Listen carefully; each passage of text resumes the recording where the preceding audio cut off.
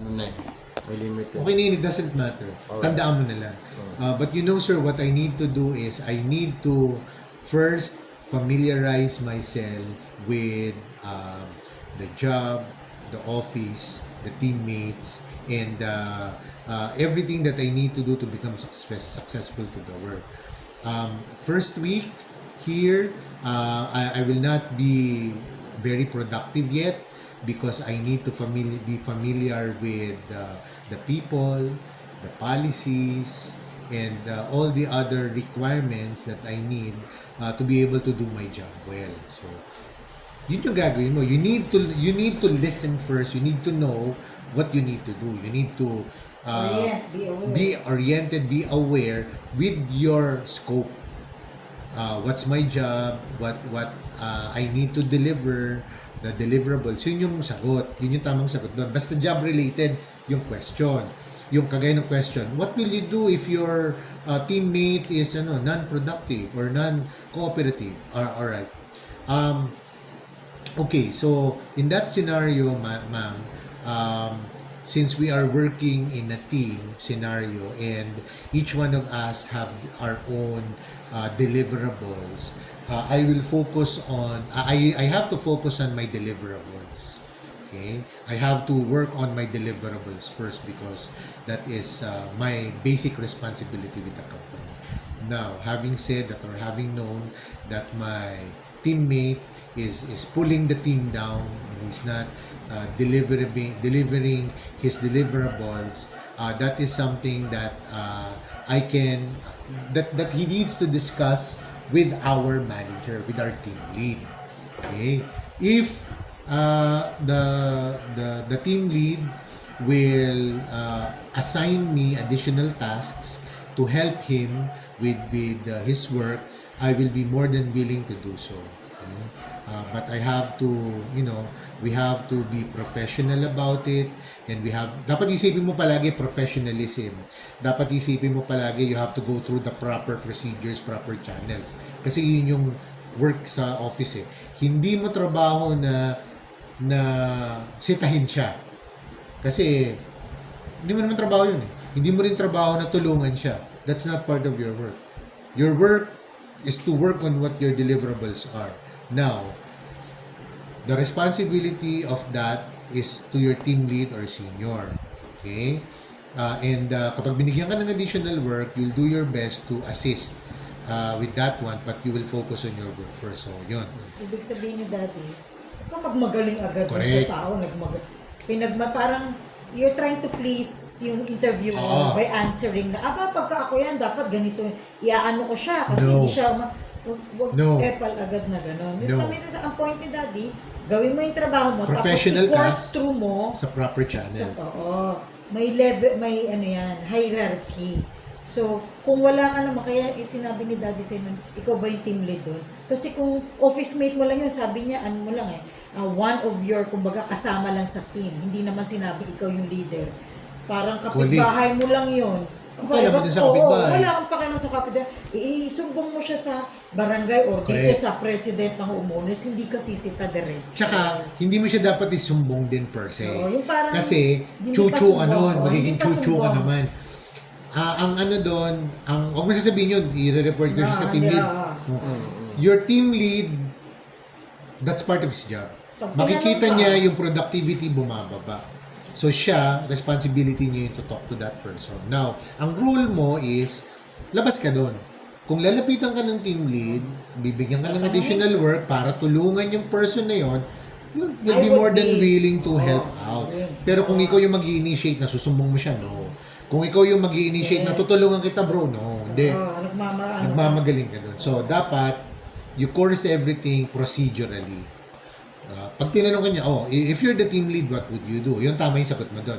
If I was the team lead, I would talk to him separately, ask him why his performance is below par the past few days. He might have a personal problem or he might have other considerations. If that is the case, we can talk together and we can identify a course of action. If he needs assistance, I will try to help him with by deloading him and reassigning some of the tasks to other members of the team. I know the other members of the team will not like that, but my overall requirement or my overall goal is to make the team successful. Pero yun nga, hindi ka naman i-interview for a team lead role eh. Ini-interview ka for an individual contributor role. Sa'yo lang. So, huwag kang mangingialam sa ibang bagay. Okay? Ano pa? Yun nga, pero pag yung question nga ganon, what would you do? What do you need to do to start on day one with your feet running? So, ang pwede mo sagot doon is, when I start, okay, in this particular position, at the beginning of the week or at the beginning when I start, I will talk to my manager and ask him what my deliverables are, what are the expectations, so that I can align and be prepared to deliver what is expected of me. Now, if he says ano that... ko lang, Sige. singit ko lang. Yung sagot mo kasi kanina na parang magpe-prepare ka, lilinisin mo kwarto mo. Ang dami doon. Una tatanong, ngayon mo lang gagawin yan?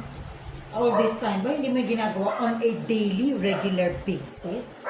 Bakit kailangan mo pa ang ganyan? So, kung nasabi mo yan in one of your interviews, negative na, tsaka yung ganung bagay, Hindi relevant yun. Hindi yan parang, okay, next week mag-start ka na, sasabihin mo, maglilinis na po ako ng kwarto ko. Wow! Or ganun yung impression na binigay mo. So, all this time na wala kang trabaho, wala kang ginagawa Sabihin mo na sa lang, bahay. kung yung point mo doon is you Is want to yung- prepare yung mentally, mental, physically. yes, Yun na lang sabihin mo. Yun. If I'm going to start next week, I need to make Magbabasa ako ng I need to make preparations physically and mentally so that I can come to the job day one prepared. So ganun lang. Now on the actual job, on the actual office, during my one-on-one with my manager, I will make sure that I understand all the deliverables and all the expectation, what is expected of me and what are my deliverables, so that I can deliver and give out the best kind of the best kind of work I can give. At the same time, tawag dito, eto, isa pa mabibigay ko sa yung tip. Usually kasi tinatanong ko din sa mga staff, you're new, right? So you have very little experience. What is your learning strategy? How do you learn? Kasi hindi mo naman alam kung ano yung kailangan mo eh. You will learn that on the work itself. Okay? What you can say pag tinanong ka, how would you become successful? So, pwede mo sabihin doon, sir, I am a very resourceful and diligent person. My learning style, whenever I am given a task that I do not know of, say for example, in my previous work, in my previous thesis work, I had to learn a new concept that I was not familiar with. Basically, what I did, I want to call it my 1, 2, 3 rule, or my what you call that, my 40, 30, 20, 10 rule, something like that, whatever. It means that 40% of what I need to do to be able to learn the task well is through documentation. I will search the internet, the documents available, the books, so that I can learn the pertinent information that I need, like in our handbook or in our manuals, etc. That's 40%. But 30% I will allocate to hands-on work. Now, all the learnings or all the materials, it's only for technical information. I need to be able to apply that. If we have, a test environment or a computer environment that I can play around with, for me to get familiar with the system, I will do that.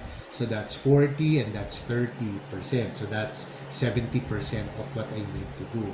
But the remaining 30%, I've always found it very important that I network. So, una, yung mga materials mo, yung videos, materials, manuals, hands-on, kasi that will give you all the information that you need. But that's technical information. Kailangan mong i-apply, kailangan mag-hands-on ka. You have to get your hands dirty to try and apply that knowledge. Kung mag-aaral ka ng IT system or whatever, kailangan mo siyang testin with your hands, try it out, para you know it. Kasi technical knowledge is not enough. You have to apply it for you to be able to learn it completely. And actually, technically speaking, that's not enough. The remaining 30% or 20% is you have to network. What does that mean? You have to ask your mentor. You have to learn from the other individuals that have been with the company for a long time. The knowledge is there. They have intimate knowledge of what needs to be done or what's happening in the organization, and they can give me or they can point me to the right path that I need to take so that I can know those tasks better. Yun, tandaan palagi yun. Pag tinanong ka tungkol sa learning, how do you do new tasks? How do you learn specific tasks? Pag hindi mo alam. So una, syempre, may mga manuals tuturuan ka. May mentor ka, whatever, mga videos. That's not enough. Kailangan may hands-on ka. Kailangan i-apply mo yun. Then more than the hands-on, ang pinaka-huling-huling kailangan mo, which can be a small percentage, is kailangan mo mag-network. Kailangan mo kaibiganin yung mga older guys, seasoned veterans in the company because they have the inside knowledge of what's good, what's bad, what's the shortcuts, etc. for the customers, etc. So, network. Okay, tandaan mo yun. Kasi that's always, most of the time, something that's always asked. Now, you can answer in a different way, but the idea is there. In terms of learning, kung ano yung magandang isagot para how do you do a task that you do not know. It's also something related to pag tinanong ka, tell me if the task is how do you put an elephant in the refrigerator? That's the task. What do you do? That's a common question. Yung kapag tatanay na ng ganun. Yes! That's a common question ng mga HR. How do you put an elephant in the refrigerator? Yes. What I would do is I would chop the elephant part by part, as small as possible. The manager, not small as possible, but in small chunks, such that if I'm gonna put each piece in the refrigerator, I can order it depending on if one shape is different from another, so it doesn't fit. I have to accommodate for that imperfections and misalignments in how I'm going to put all the pieces properly without it bulging. Right. Yung question na yun, actually, it's a question to determine how you're going to handle a big problem. So you have to break down the problem into smaller parts, then you have to handle each one of the smaller problems. But in visualization purposes, you can answer it, an elephant is a big animal, so it might, if it's taken as a big elephant itself, it might not fit into the refrigerator or just one refrigerator. So I can chop it down into smaller manageable bits, then I can put each part in the refrigerator. And tama yung sabi mo, I can also accommodate for the special shapes so that I can maximize the refrigerator. And if it does not fit in one refrigerator, I will ask if there is an opportunity to, get a second, upgrade the refrigerator to a bigger one or get a second refrigerator. So, ibig sabihin nun, you will look for the targets naman. Tapos usually may follow-up question na, alright, so how do you then put a giraffe in the refrigerator? Additional yan.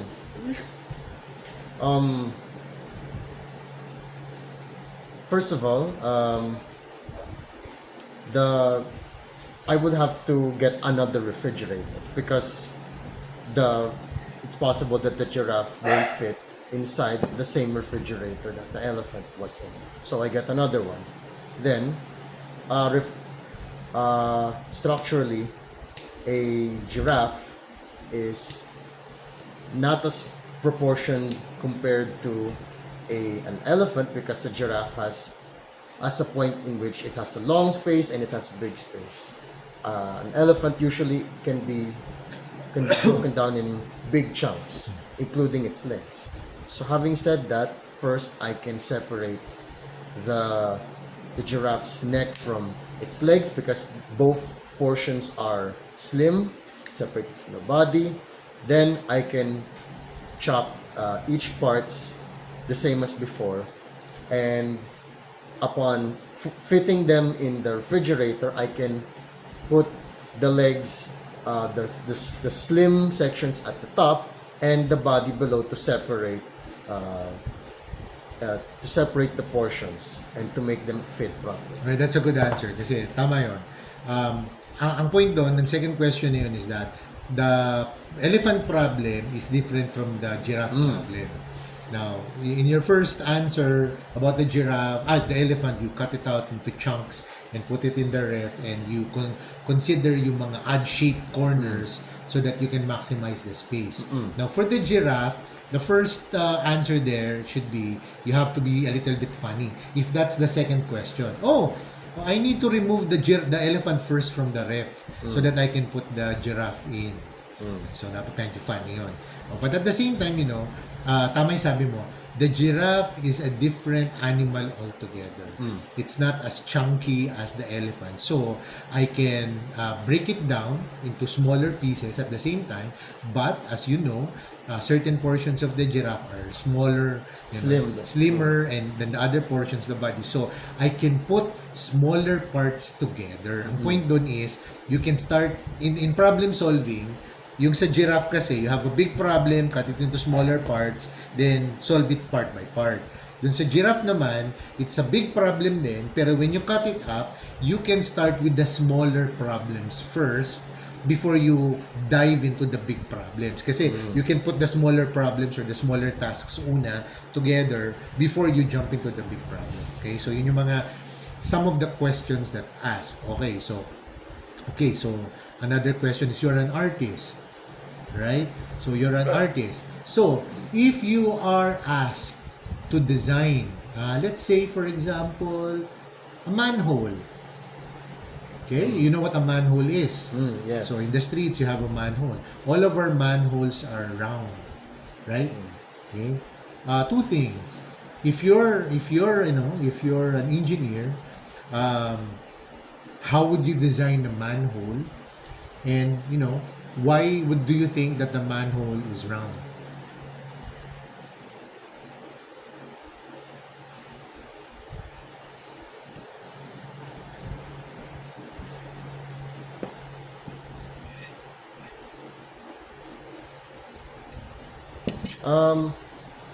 First of all, I think a manhole is round because it's a, compared to other shapes such as squares or triangles, a circular lid placed on top of an opening, a cover on top of a lid, Cylinder. a cylinder, an opening. Yun nga, the point is an opening.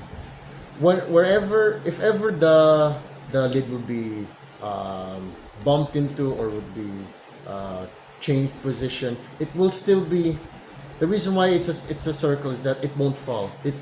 All sides will still be equal around the enclosure.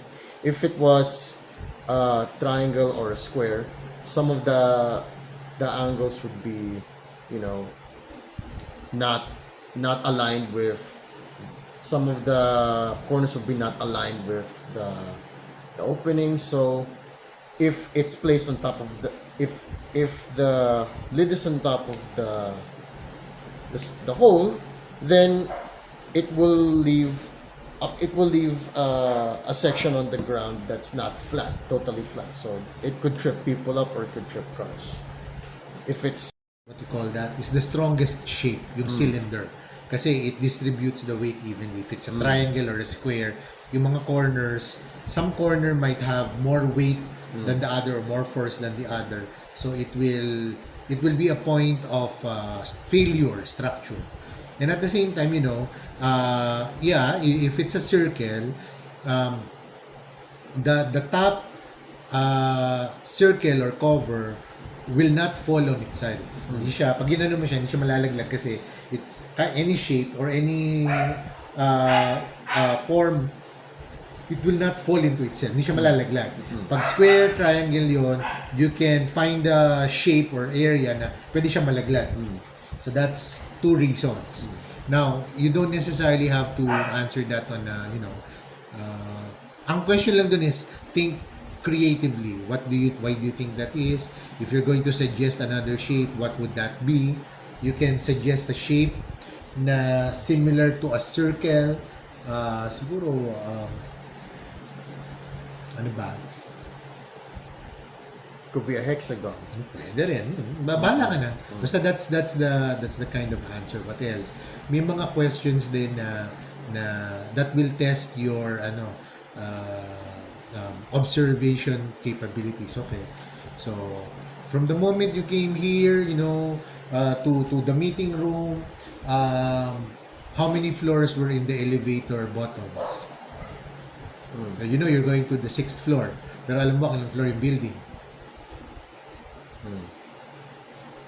Pag nag-elevator ka, tingnan mo yun. 20th floor. Okay, so this building is 20th floor. Tinitingnan din yung observation, skills mo, if na-monitor mo. Or from here, from the reception area to here, how many, kung anong common, alam mo yung how many fire extinguishers did you see, how many, kung ano yung common dun sa area. Yes. Hindi siya magtatanong ng bagay na hindi common. Point na.